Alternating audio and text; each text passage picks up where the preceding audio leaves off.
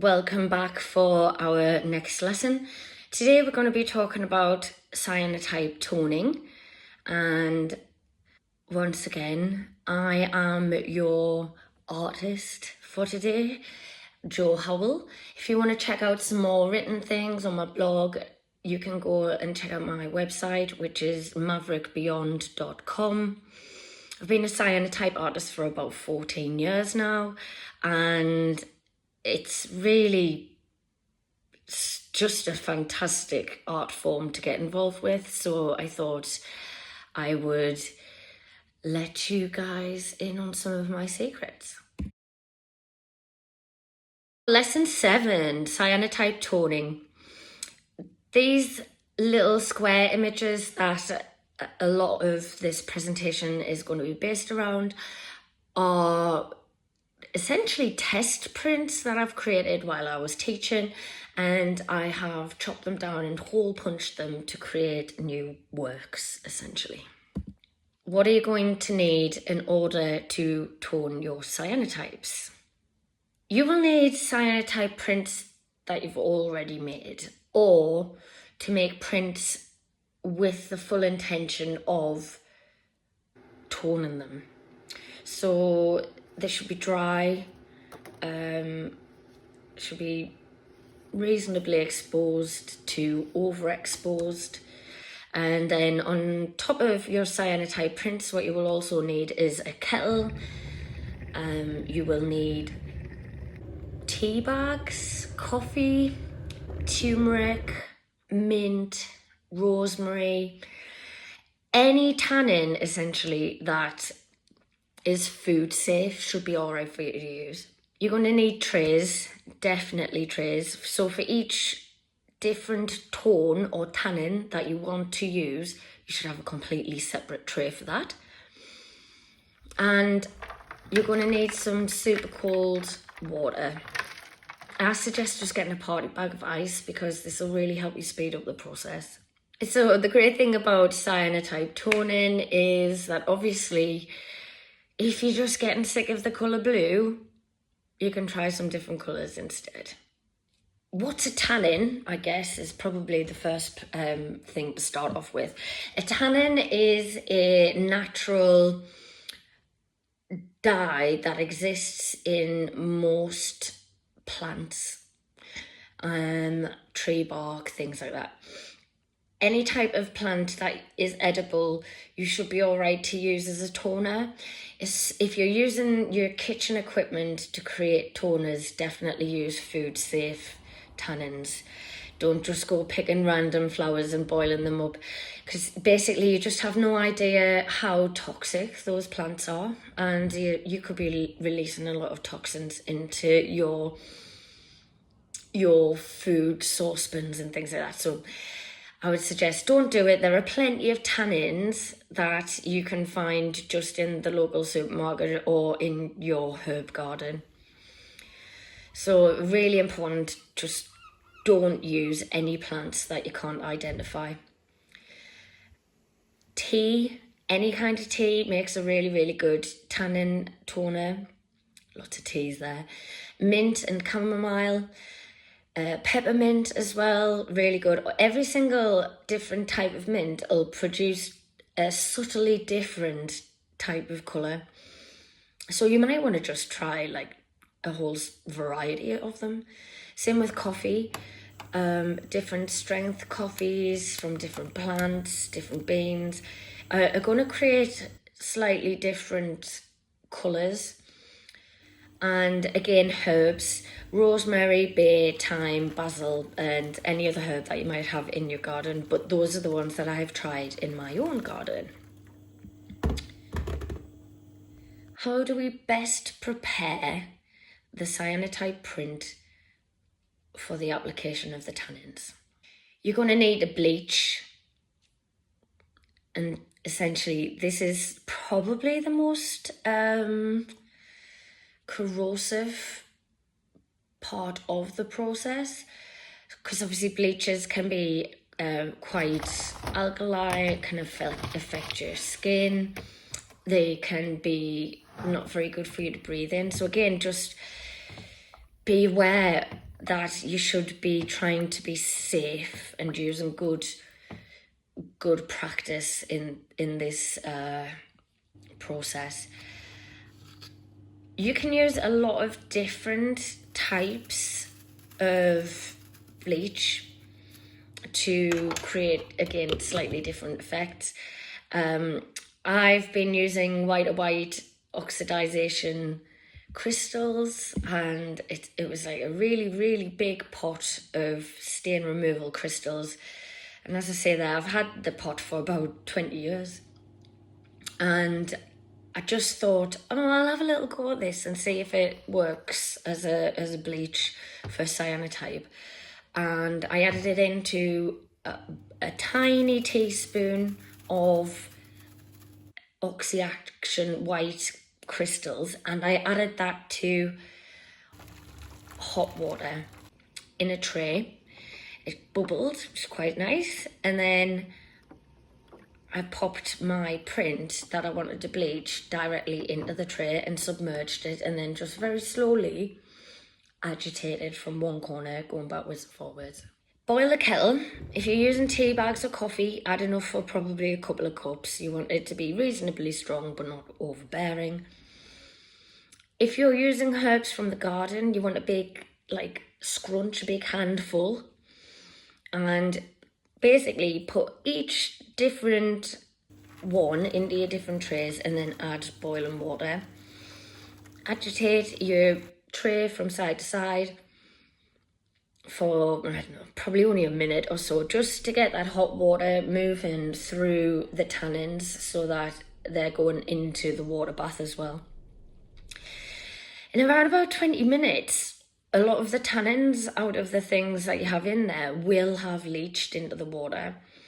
It'll still be warm, but I don't think that really matters. So you take your bleached print, you want to put it into some water, cold water, and that's where you want your ice bath. So out of the bleach, into a cold ice bath, and then after a couple of minutes in the cold ice bath, you want to take your print out of that and then pop it into the tannin tray that you want to use. Really, 3 to 5 minutes is more than enough. If you're looking for more subtlety in the tones that you're creating, then you need to start experimenting with how much of each tannin is in the tray. So did you go overboard? Have you put 10 tea bags in when maybe you'd only needed 3? And then also the time that it's in the tannin mixture, you might want to just readjust. If you don't want it to be as brown and have a little bit more nuance and whatnot, then you're going to have to pay a little bit more attention and probably do some experiments to find out how to create the tone that you want. After it's been in the tannin mix, it wants to go into a cold wash, and again add some ice into this and leave it for a minimum of 10 minutes because the tannins really do like to grip into the paper, so you want to leave it for long enough to pull those extra ones back out. My toning pieces were demonstration pieces, so I didn't really want to waste it, and I thought to myself, well, if I used it as a component part instead and was really more concerned about how the colours sat together and how they looked from a distance and things like that, then I could just use all of these fairly crappy prints to make some really interesting new paper sculptures that are cool. I think this is important to realise. Everything with cyanotype is going to take quite a few days. It's not a really quick process. So you might be a little bit disappointed when you first take it out of the tannin bath and pop it into the cold water. You might think it's not really as strong as you would like. Just wait, because you're not going to be able to see the full tone until a few days. It needs to be fully dried, had time to oxidize. So the colour that you get in the first instance isn't going to be correct. I like experimenting, of course. I'm sure you've probably realised by now.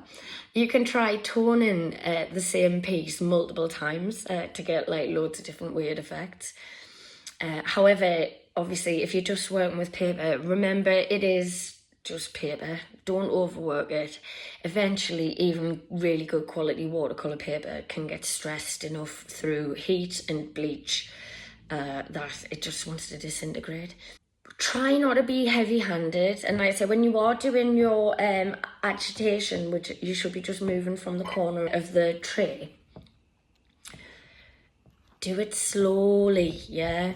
You're not trying to create massive waves that are going to slosh all over the place. You just want to get the molecules of the water to move across the top of the paper.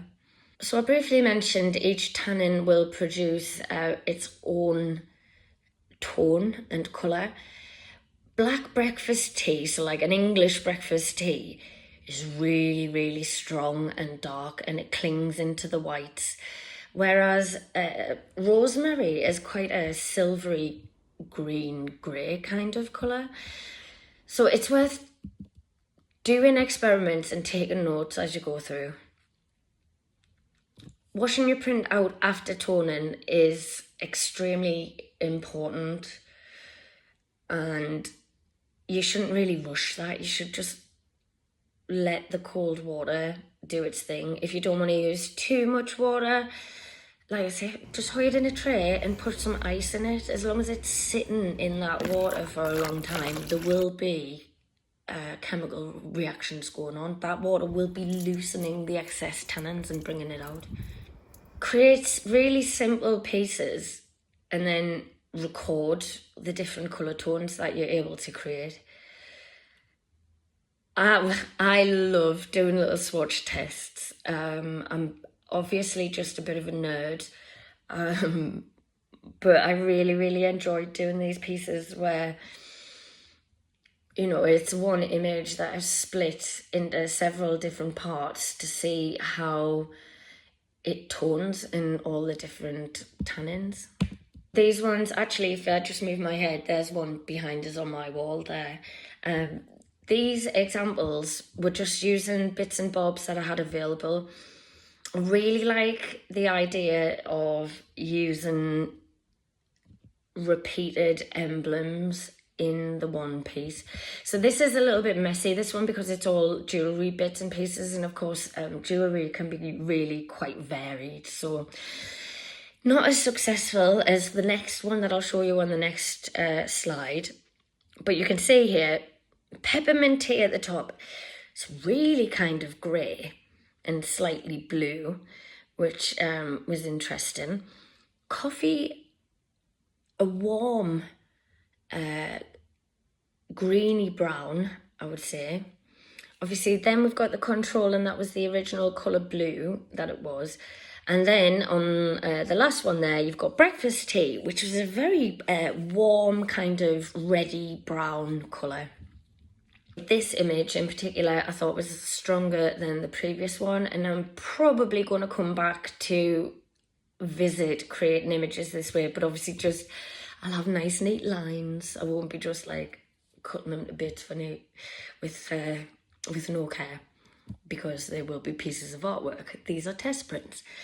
But again, fantastic for you to be able to see how much each tannin wants to grip into the whites. So how much contrast are you going to lose? How are you going to avoid losing that contrast if it's something that you want to keep? Again, it's about adjusting your timing, so how long it's going to sit in the tannins. What's nice is to also just make a quick note on the back, and if you photograph them on the reverse side like this, then you can straight away see what is happening to the whites each time. So you can see breakfast tea in particular really grips in there, and it's a very, very warm orangey kind of colour.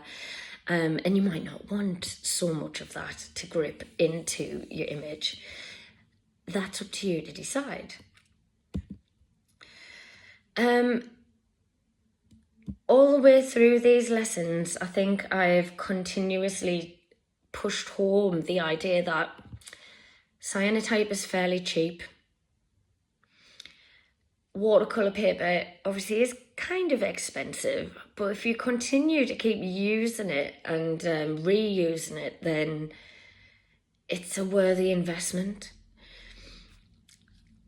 This image here correlates to these different tannins, and you can see there we have rosemary, chamomile, lavender, breakfast tea, turmeric and ginger, a control one, coffee and just bleach.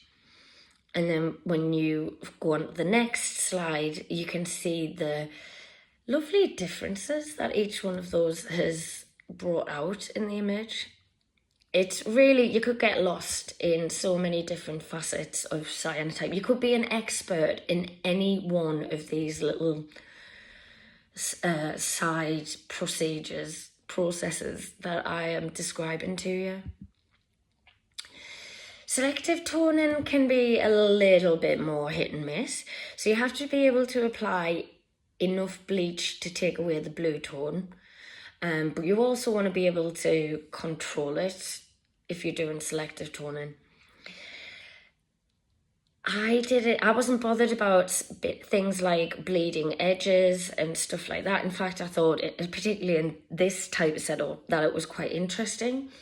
If you want really graphic lines that are protected from your bleach, you're going to have to use something like a watercolor resist medium or latex, something like that you can put on before you start your bleaching process. If you're not bothered about these definitive straight edges and lines, then you can just mess around and have a little go. Again, harking back to the idea that you can keep reusing all of your prints. So even if you've done a test print and you're like, oh, well, it's not even that interesting, why don't you just put some more cyanotype solution over the top and see what happens?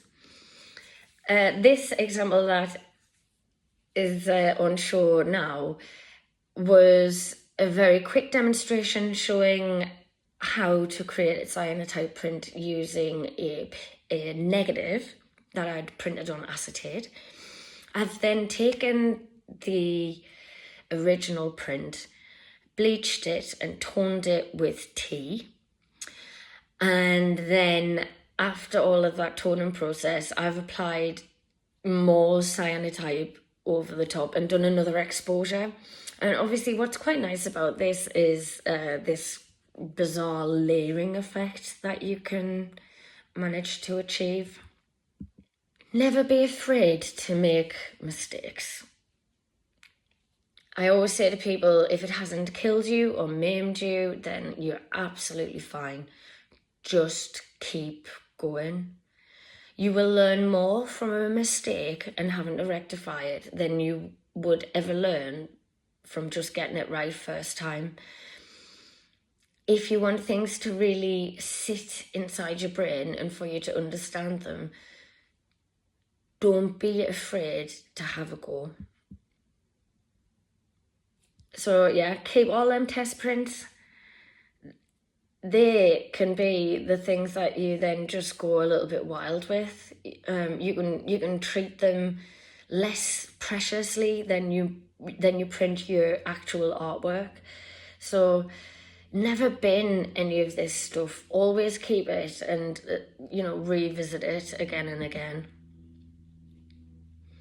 Constructing and deconstructing things. You can buy a really, really big hole punch, and you can also get die cuts and different things like that. Use them. See how you feel. If you've changed the framing or the shape of the image that you're looking at. Does it look better as a circle? What are the advantages? What are the disadvantages? So yeah, I'm teaching a lot of different elements of cyanotype, and it can sometimes be like different elements that I'm teaching at different times of year, and obviously this does create quite a few demonstration prints over the course of quite a few years. They're not really artworks that you can sell in their own right, but like I mentioned before, this really gives you the freedom and the liberty to try something new with them. And I've been releasing these individual component parts on Instagram, and actually people really like seeing this format. I don't know why. I mean, it's kind of interesting, but obviously it's also Joe's usual slapdash. However, the repetition of action, I find that really soothing. So when I'm perhaps not feeling fantastically creative, it doesn't matter. I can just hole punch my previous work and T-tone it. So yeah, if you are wanting to have a little go with doing cyanotype toning, I thoroughly recommend it. And have a look through the prints that you already have if you've already started your cyanotype journey. And, you know, just be really honest with yourself. Is this one any good? What will I do with it? Would I be able to sell it? Would somebody put it in their house? And if the answer is, well, probably not or not really, those are the ones that you want to have a go with doing some toning and see if you change the way that you feel about them. Thank you once again for sticking it out with me and being part of another lesson. Remember, I genuinely love to see how you guys have used the information that I've given you, because of course everybody's going to approach this in a unique fashion, and I love that. So if you get the chance, feel free to tag me in things at art_in_Sunderland if you're on Instagram, or at Maverick Art if you're on X or Twitter as it used to be called. Or obviously if you're a Patreon, just, you know, drop into the chat and share the work that you've been doing. I'd love to see it, and obviously if you're amenable, I'm always happy to share it as well and show other people what you've been able to achieve. I know it sounds really cheesy, but I do really genuinely think that there's no such thing as copying an art, because you can't really copy it. You would be doing it at a different time in a different place for different reasons, and so it's always going to be individual.